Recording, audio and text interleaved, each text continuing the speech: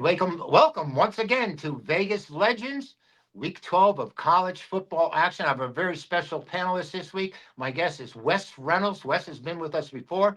Wes has got quite a background. He worked for the Indiana Pacers, the Fever, the University of Indiana. He's an Indiana grad, and of course, he's got some bigotry toward the NCAA rankings right now. Wes, welcome aboard. Glad to have you with us. And when I first came to Las Vegas, you were the one man I would pay attention to when I heard on the radio on VSiN. And I know you're a valid member of VSiN, VISN, which is one of the major sporting networks in America. Welcome aboard, Wes. Chip, good to be with you. This show is called Vegas Legend. I'm with one. I'm just a legend in my own mind right now. Yeah. How about the championships you won? The 2002 Westgate Pro football season wins challenge, and I know you won the RJ contest in the college contest because you were the competition that I was aiming for, and you've got certainly a stellar record and reputation, and are very well respected out here in Las Vegas. Yeah, shoes on the other foot. I'm looking up at you, though. Just hadn't been getting the right five in the RJ this year, and sometimes it comes down to that. But, still plugging away. Obviously, college football has really kept my interest with the Hoosiers, the Indiana Toosiers, as we're now calling them, because they're number 2 in the CFP rankings. But 2 games away, got to go. It sounds cliche, but their mantra is 1-0 every week. And they have Wisconsin this weekend on Senior Day, where I never thought I'd see the day Indiana would lay 30 to Wisconsin in certain markets. Yeah, and then bye week, and then at Purdue. So it seems like Indiana and Ohio State are on that collision course in Indianapolis for the Big Ten title game, where I will likely be in attendance to see if the Hoosiers can beat the Buckeyes for the first time since 1988. And college football runs in cycles. I mean, I remember a time when Wisconsin couldn't win a game, and then all of a sudden they were really tough. And Indiana never seemed to be able to get there, particularly in football. Basketball, of course, we know their pedigree, but it's great that they are where they are. Hiring a coach Signetti that they got really is the big difference. And I'm looking forward to the Hoosiers matchups, even though they are a 30-point favorite, because I just love the way this team comes out and plays hard every play, every game. It's ironic, Chip, that it seems like, when they hired Curt Signetti and then the first few games where you saw his operation last year, it's like, you know what? We may have found our Barry Alvarez.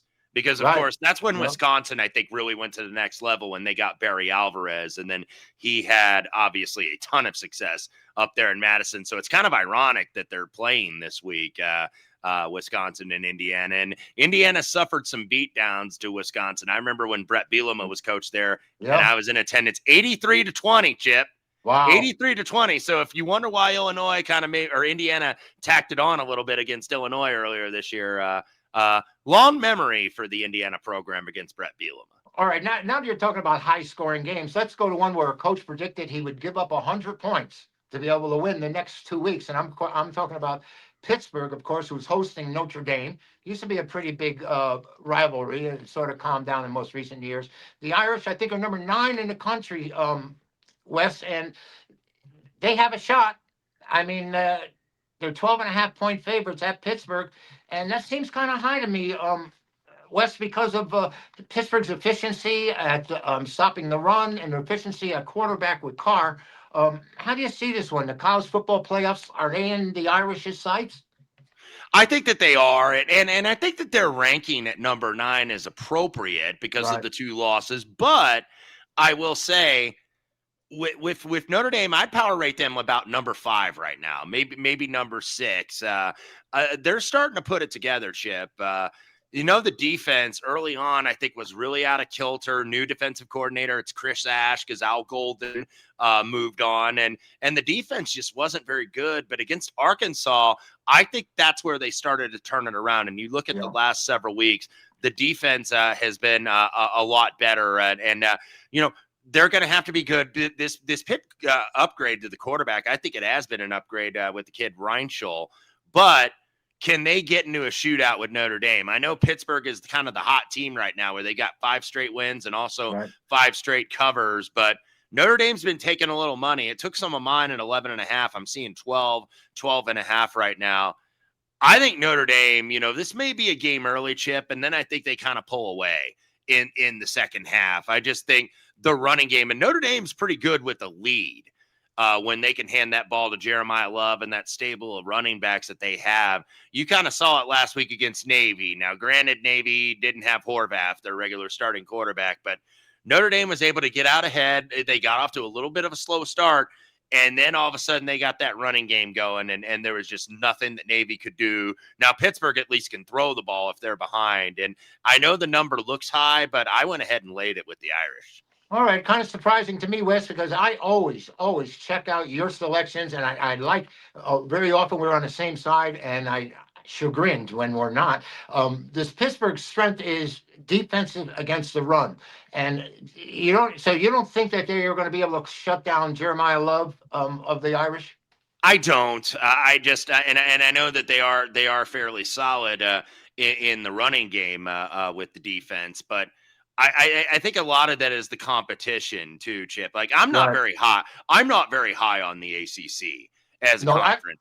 And I don't think many people are. Go ahead. Yeah, and they're going to get one playoff spot. That's probably all they're going to get. The fact that Miami, by the way, is the top-rated team in the CFP rankings, and they're 7th in the conference standings, I think tells you that. But you did mention Pittsburgh. Pittsburgh, number 3 against the run, only allowing about 81 yards a game. But I think this is a step up in class against Notre Dame.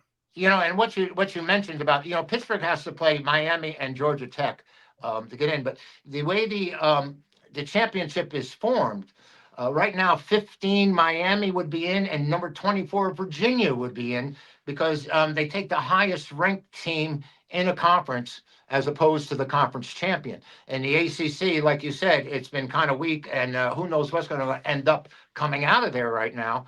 And Miami seems to have the lead. Yeah, absolutely. So we shall see with the ACC, but it's kind of the wheel of destiny, I think, in that conference. Make a little joke every week, because every time a team in the ACC gets a little bit of prosperity, they lose the next week. Like earlier this year, didn't it seem like earlier this year we were talking about, man, Florida State's back. Like they're back. Right. They're back to where they were. And then all of a sudden they lose 4 in a row. Florida State has been in that situation. Virginia last week. Right. Now, Virginia I thought was a little bit overrated, and Wake Forest got the outright upset. SMU earlier this year. Now, they did beat Boston College last week. Miami has been in that role. So many of these teams in the ACC have been in kind of that, okay, they're now the team to beat. Georgia Tech, of course, a couple weeks ago at NC State. Somebody's going to come out of it, and somebody's going to get a spot in the playoff. I have no idea who it's going to be at the end, though. All right, this is Vegas Legends, brought to you by GamblersWorld.net. Week 12 of college football action. Wes, it's getting down to nitty-gritty now. Texas goes to Georgia. Georgia's under a touchdown favorite. Certainly a stronger run game, and Texas may have a little edge on defense. This is a vital game for the Longhorns. Yeah, absolutely. This is, I think, for any potential playoff hopes down there in Austin, where they were number 1 to start the season in polls, and lose a close one at Ohio State. The offense just never got going. So Texas has just kind of been hanging around a little bit. They are off a bye. They played their best football of the season in their last game, but they only played 45 minutes of it against Vanderbilt, because Vanderbilt, I think it was 34-10 in the fourth quarter. So if you laid Texas, and you probably ended up getting a push on that game if you laid the closer at 3, man, what a tough beat. And that team's 2-7 against the number this year. But you look on the other side, Georgia is a team, I think the way to bet them is maybe to bet them in game, like live during the game, because they seem to get down in every single game, even against Mississippi State, which ended up being a pretty comfortable win for those guys. They got down 7-0 early. They seem to get down and then fight their way back. They did that against Ole Miss. They did that against Florida. That's just been their modus operandi with Georgia, who's still a very talented team, but they're not quite what they've been, I think, in the last several years. They're not as dominant at the line of scrimmage on both sides of the ball, but Georgia did beat this team twice last year, and they were the underdog, but now they're the favorite in this role. I haven't bet this game as of yet. We haven't really seen a lot of line movement. I don't think, maybe a little tick to the dogs, but at 7, I think on principle, I'd have to be in on the Longhorns. All right, Texas looking better. Archer's looked better in the last ball game. They're only allowing 314 yards a game. Georgia is going to look to run the ball. I mean, Texas defense, one of the best in the nation. I think number 2 overall right now. But like you said, Georgia's defeated this team twice in the last year, I think it was, or the last 2 seasons anyway. They've lost one time at home this year to Alabama. And West State had been 51-1 at home prior to that loss to the Crimson Tide. So Georgia's got a strong advantage playing at home. And we're going to have to see what happens on this one because they both need it. And Yeah. Texas got to be desperate because with 2 losses, I don't think they'll be able to qualify for the tournament. And Texas also still has Texas A&M, I believe, on I think on Thanksgiving weekend. I forget. Yeah, I think it. Yeah. I forget if that's a Friday or Saturday. Number one, it's good to have that rivalry back. That was always a tradition. Right. So now they're conference rivals, and now Texas A&M, of course, number 3 in the CFP rankings. They get a very disappointing South Carolina team this week. But yeah, this is a gotta have, I think, really for both teams, but maybe even more so for Texas. Yeah, and a big win last weekend for A&M. My only defeat on Saturday was having Missouri. But listen, we got another great matchup for you. Again, SEC, Alabama, number 4, who after opening week loss, West, to Florida State, when I saw Ty Simpson, I said, boy, they need a quarterback. How wrong could I have been on that one? Oklahoma, number 11 at 7-2, also needs this game, much like Texas does. They have a greater need. Yeah, no question about it, and that's why I'm on the Sooners here. I want to see also if I want to add more if this is going to get back to 7, but I did take some 6.5 at 6 right now. But it's one of those things, Chip. As sports betting evolves, we get more and more statistics. You get those advanced metrics. You get these DVOAs, and you get these expected EPA, expected yards or expected points added per play, and all these different dynamics. But I go back to kind of fundamental handicapping, which I think is your roots as well. The team that has the better defense and I think runs the ball better, which in this case I think is both Oklahoma. Right. When in doubt, I'm going to take those points almost every single time. Sure. You got to look at and handicap each game as its own like organism, if you will. But I think Oklahoma, better running team and better defense here. They haven't been winning sexy, obviously. They've been, forcing turnovers and having to win with defense. Brent Venables still a really good defensive coach. I don't know how he is as a head coach with some of those decisions that he can make. But Alabama, to me, and I didn't get there. It was a loss for me last week. I only got 10.5. It did close some 11 out there, so I would have got the push. But I thought LSU probably deserved a better fate last week in terms of covering the game. They shouldn't have won. The offense just wasn't good enough, even though they went to that running quarterback, Van Buren. But I wasn't that impressed with Alabama, and I haven't really been all that impressed. They're good, but I haven't really been like overly impressed with them all year. They barely got out of Dodge against South Carolina. They played in some close games. They had a really good second half against Vanderbilt, which I thought that they would. But they haven't really, I don't think, to me, been rolling teams. Did get Tennessee. Just Tennessee's defense wasn't good enough. But Oklahoma, for me, I think is the route to go. I don't know if this is going to get back to 7. Actually, I think that there's enough wise guys. Yeah. Yeah, I don't see it getting to 7, Wes. I really don't. Yeah, there's enough resistance, and I think there's enough support for Oklahoma here. But and I know Alabama, they're right in the mix of the playoff. Ty Simpson is right in the mix of the Heisman race with Mendoza from Indiana and Sayin from Ohio State. Also Marcel Reed from Texas A&M. Like those seem to be kind of the big 4 right now. But this is one Oklahoma's got to have. Oklahoma gets this one, all of a sudden they are right back in the mix for the playoffs because they're kind of right now just on the outside looking in, I think. Absolutely. Like you said, they have a greater need. And they're only allowing 82 yards a game on the ground. And maybe that may not bother Alabama as much when you have Simpson with 21 TD passes and only 1 INT. I mean, he's come along, Russ. After that opening loss to Florida State, I really didn't think Alabama was going to be in contention. I had said they were a Midland team this year, and coaching is paramount, and they've certainly gotten better as the season's moved on.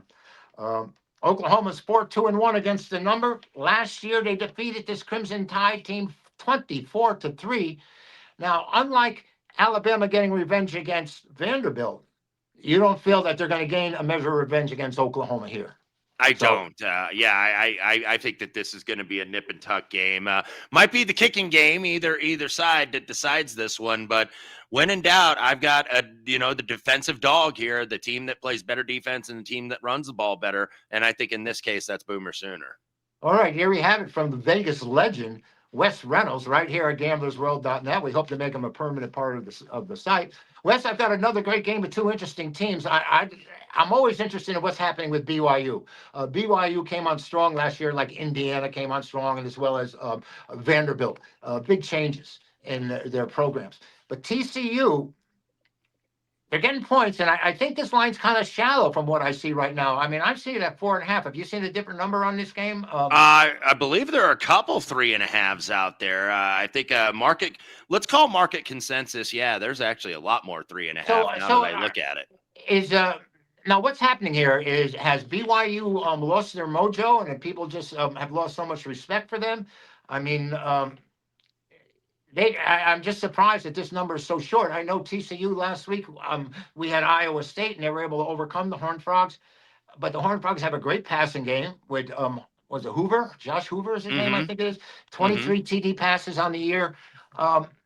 I'm surprised this line is so low after TCU getting beat at home by Iowa State and now BYU returning home. Well, you wonder if it's kind of like that bubble burst theory where you have a team that's, in the playoff and undefeated, and then all of a sudden they take their first loss. And sometimes when you do that, you take your second loss almost that same week, right, or the following week, I should say. And I think BYU is a good, solid team, but I think maybe they were a little overvalued, and that's why they were getting 10 in Lubbock. And I was like, man, can I really lay 10 in Lubbock? And I did last week with Texas Tech, and it got there pretty easily. BYU a little bit too. They're not really blowing teams out. They play with their food a little bit. They run the ball. If they get a lead, they kind of, tend to be maybe a little bit more deliberate.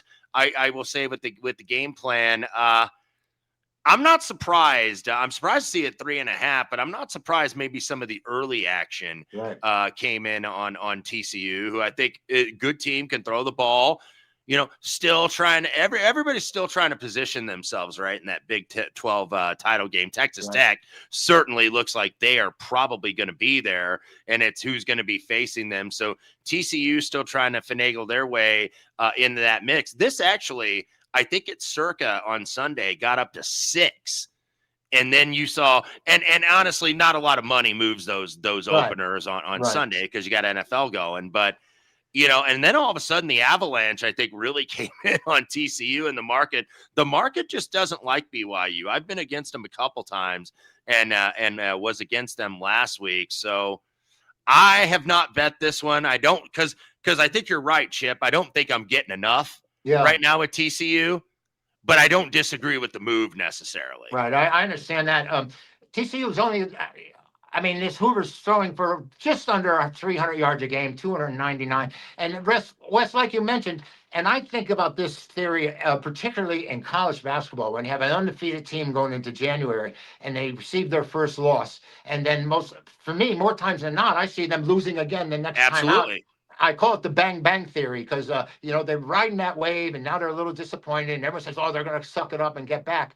But it's difficult to do after you've been disappointed after such a great run. So I think pretty much I agree with you here. I think BYU is I'd like to fade them, but 3.5 is an awful short number. They're sort of telling me they may lose this game outright. So we'll have to work and see what happens over the weekend. Things change and evolve. But anyway, we are gamblersworld.net, and this is a Vegas legend, Wes Reynolds, with me, one of the finest sports handicappers in all Las Vegas. And Wes, why don't you tell people about some of your golf prowess? Because when I first came to town, you were lighting it up and predicting golf, and you still do it. I know you do it because I hear you on VSiN. And how's it going for you in the golf world? Well, we are in the dog days of the season now because the season's about to wrap up. Right. Actually, next week is the final official PGA Tour event. So the fall schedule is a little bit different, Chip, because some of the big guys, they don't play Right. so you're not getting Scotty Scheffler every week. You're not getting Rory every week Right. or John Rahm or any of these guys. But, still put it up. Long Shots podcast. Do the primarily the PJ Tour and some DP World Tour as well. Every once in a while, we'll do a live event, but yeah, put those out there. So we're starting to wind down the season, and then we'll get back going. Kind of have a pretty much a month off in December, and then get it back going in January. Well, I was so impressed with your analysis about which players play on certain type of grass, which players play on the East Coast and West Coast, and make the changes. It was, for me, I found it very, very interesting because I had never really thought about betting golf. And you brought it to my attention, and I said, this guy's giving you players that got odds of 20-1 or 30-1, and they're coming in the money. And I was very impressed with that. And so anyone that follows Wes knows that he is an expert when it comes to golf handicapping. All right. One flag, well, maybe two games, but Iowa, after a disappointing loss against Oregon, where they laid everything out on the field, and Oregon showed a lot of character in coming back, and now I'm hearing all kinds of accolades about the Ducks. Iowa's going to USC. USC, I'm very impressed with their quarterback. They're in the top 5 offense, top 5 defense, and Iowa needs. I don't know. I think I was in a bad spot here. I hear people telling me that their strength is their defensive line, and the USC strength is their offense. And I just wondering how they're going to react to that loss. Are they heartbroken? Are they buoyed by the point that they don't have them on the ropes and just didn't close? How do you look at the Iowa USC matchup, Wes? Yeah, I think you kind of laid it out there, Chip. I think that the number is right at 6.5. I like that. That's what I would make it. So I don't think you're getting any quote unquote line value, which is hard to get in mid-November because these numbers get tighter and tighter as the season goes along. But I think the situation favors USC. So I would be more inclined to probably lay it, even though I love taking Iowa as an underdog like I did last week against Oregon. Yep. But that was the all-in game. It was one of the big featured games on the card. Right. Sold out at Kinnick Stadium. They take the lead late after they fought. They were never too far away, but so close yet so far away. And they finally took that lead late. Didn't get the 2-point conversion. The kid's foot was out of bounds. Oregon drives down and gets the game-winning field goal. But that was an Iowa-type game, right? Right. Kirk Ferentz usually wins those low-scoring defensive games, 18-16. But this time it was Dan Lanning in Oregon. And give them credit. I know they didn't cover, but that was a good win and a quality win. Go ahead. It really is, and people are really backing them. Now, I want to tell you truthfully, I didn't have the Stondines, if you know what I mean. I didn't have the balls to take Iowa in that situation. I couldn't get over. I kept thinking about their offense isn't going to score, their offense, but their defense is so strong, particularly against the run. And they showed up well. I happen to think traveling west, I think it's a bad scenario for them right now. I do too. I do too. And the USC also has that extra day to prep because they played Northwestern last Friday. Right. So, they do have that extra day. That offense has been terrific for USC. I think the former UNLV quarterback who's now out there, Jaden Mayava, he's been really good. I'm so impressed with him. I'm impressed with his mechanics, about his arm strength, his decision making. I was really pleasantly surprised because I watched him this past weekend and really did a case study on him.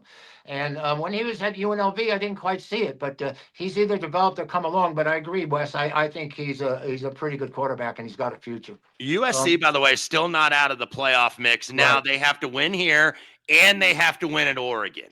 So that's a pretty Herculean task for them going up to Autzen. It's not impossible, though.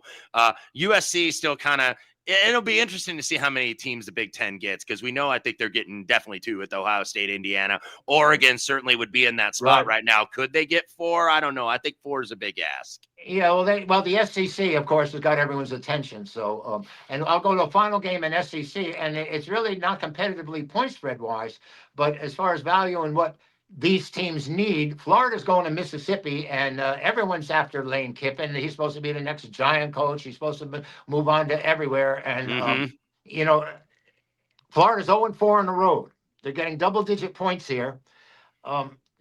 All their losses, Wes, on the road have been by double digits. Mm-hmm. You think they'll be able to stay within the margin against the Rebels? Oh man, the market didn't seem to think so. Even though there's a little bit of comeback, I looked at this board yesterday, and this thing got out to like 16 yesterday, and now it's back down to 14 and a half. So maybe some guys playing some games with the numbers. We know some guys that like to do that, but it's really interesting to me because Ole Miss is right there. I think if they just win out. Right. And they're going to be in the college football playoff. I don't think that they're going to move up because the schedule just not that difficult down the stretch. But I'll start with the Florida side first. Right. I was on them a couple weeks ago against Georgia, and I know the kid Stockton went down at the 1 yard line. They could have punched it in. I really thought Florida deserved to cover that game. It kind of would have been a bad beat if they didn't against Georgia down there at the cocktail party. But they put so much into that game, Chip, and then you look at them last week, they got absolutely whacked by Kentucky. Right. It wasn't even competitive and Kentucky, was maybe do a good performance, and they were up for that game. But you've got a Gator team that's now 3-6. They got at Ole Miss, they got Tennessee at home, and they got Florida State at home. So they have to win out to get bowl eligible. And, man, I don't know if they have that sense of urgency, knowing that the interim coach is not going to be the head coach. Right. So it's tough for me to get there with Florida. But I think the numbers guys kind of showed you that there was some market resistance once it's got to 16 or 16 and a half, that maybe Ole Miss getting a little bit overpriced because, Ole Miss, they got to focus on the fact that, okay, is Lane Kiffin going to be back here? Right. Is he going to be back here? Is he going to LSU? I don't think he'd be going to Florida. I think he'd choose LSU over Florida if it came down to those two because that's a better job. Is he going to the Giants? Like, where's he going? So that plays on guys a little bit. And then Ole Miss does have the bye week before they have the Egg Bowl at Mississippi State. Nothing for me here. I wish I would have been more aggressive in grabbing that 16 or 16 and a half because that probably got a little bit too high. Sure, you can always, if you lay to 14 in there, you've got options to middle the game. Florida won this matchup last year and derailed Mississippi for the most part. And, the thing about this game, Wes, do we expect the Gators to get blown out 2 weeks in a row? I mean, when a team gets beat the way they did last week, where they were a no-show, at least in the professional ranks, we can expect them to be professionals and come out with a great effort. You think the Florida Gators have it in them? I would lean that way. Like at the current number, I would lean Florida, but not with a lot of conviction here necessarily, because you do worry when you're a 4.5 point road favorite and you get beat like they did, and they got beat convincingly.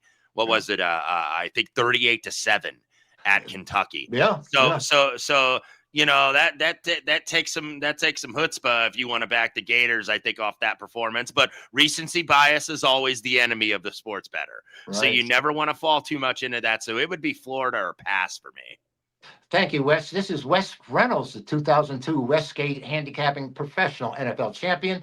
And Wes, thank you so much for being a part of Vegas Legends. I'd love to have you every week if we could. I know your time is valuable, and certainly we put a lot of work into this. So Wes Reynolds, thank you very much. Vegas Legends, give us a like and subscribe. And you sit here and you're going to get information, insights, and analysis that you can't get anywhere else.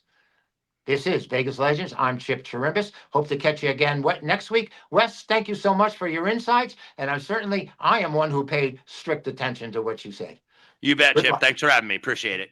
Thanks a lot, Wes. Good luck, everyone. Give us a like and subscribe, and we'll catch you again next week.